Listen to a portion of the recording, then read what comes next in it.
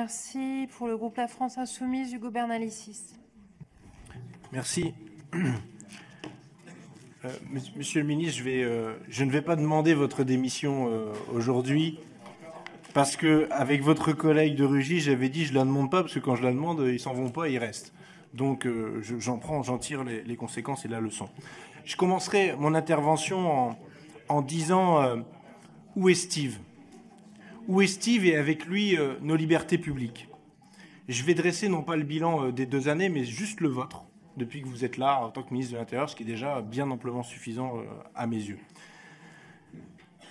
L'IGPN a été saisi, le défenseur des droits s'est autosaisi, CTI précédemment, et il y a aussi une enquête, une information judiciaire qui a été ouverte pour disparition inquiétante.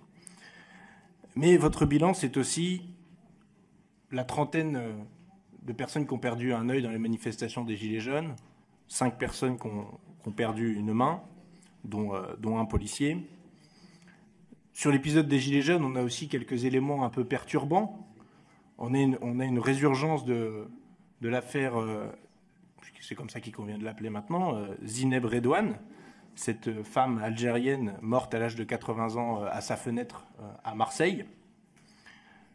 Rappelons Geneviève Leguet, militante d'Attaque, qui a été bousculée. Au départ, vous avez dit, il y a eu un mouvement de foule, a été bousculé par d'autres manifestants. À chaque fois, il y a une petite série de mensonges avant qu'on finisse par reconnaître vaguement la vérité.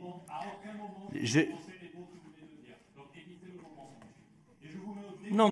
Je vous mets au défi de trouver un mot conforme à ce que vous venez de me prêter comme mot. Voilà. Donc je vous invite à éviter le mot mensonge, surtout quand vous en commettez vous-même. Merci de m'avoir coupé la parole, je vois que je vise assez juste.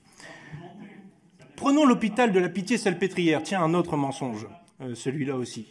Avec une histoire assez étrange qui a été racontée médiatiquement, que vous avez dû finir par démentir, au moins par amoindrir. Je pourrais ajouter aussi les étranges, drôles d'arrestations arbitraires de messieurs Rodriguez, Drouet et Nicole ce 14 juillet, qui n'étaient pas en train de manifester. Mais j'imagine que l'IGPN veille et que vous l'avez saisi. En matière d'immigration, c'est aussi un fiasco.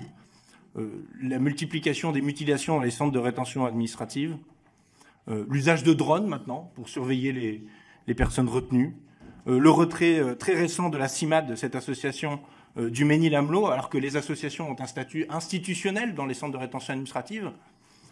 Vous aviez d'ailleurs commencé fort en disant que, de concert avec le ministre de l'Intérieur de Salvini et les autres, que les ONG sont même des complices des passeurs. Sans oublier qu'il y a encore des enfants en rétention dans ce pays. Et puis, évidemment, l'épisode de l'évacuation ultra-violente des Gilets noirs au Panthéon, alors qu'ils faisaient une occupation pacifique et sans dégradation. J'imagine qu'il y aura là aussi une enquête de l'IGPN. Même en matière climatique, la répression la plus féroce s'abat. À Bure, évidemment, qu'on connaît de longue date. Maintenant, les jeunes d'Extinction Rébellion. Mais là encore, j'imagine qu'il y a une enquête de l'IGPN, donc tout va bien. Ou encore le fait qu'il y a un bureau antiterroriste de la gendarmerie qui supervise les opérations autour de l'action de violente COP21. Est-ce que vous pourriez poser votre question, monsieur Bernalicis, retire si les vous en portraits avez une. de Macron. Merci de ne pas me couper la parole, Madame la Présidente. Je vous demande de poser une question. Et vous en êtes à 3 minutes 40, donc c'est pour ça qu'il faudrait en venir à votre question, monsieur Bernalicis. Non, mais je connais la méthode, je commence à être habitué. Merci, Madame la Présidente. Quand y aura-t-il un magistrat à la tête de l'IGPN pour la rendre véritablement indépendante ?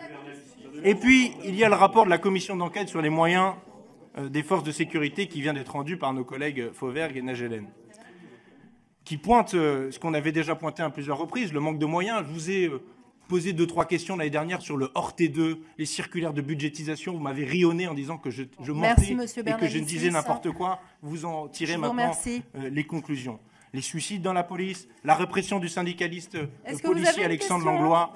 Mais Steve, et je vais terminer, Madame la Présidente, ne vous inquiétez pas, n'était ni gilet jaune, ni gilet noir, ni voleur de tableaux d'Emmanuel Macron, ni syndicaliste policier. Non, il était simplement à la fête de la musique à Nantes. Alors, Monsieur le Ministre, je repose la question. Où est Steve ? Parce que vous êtes visiblement encore en poste.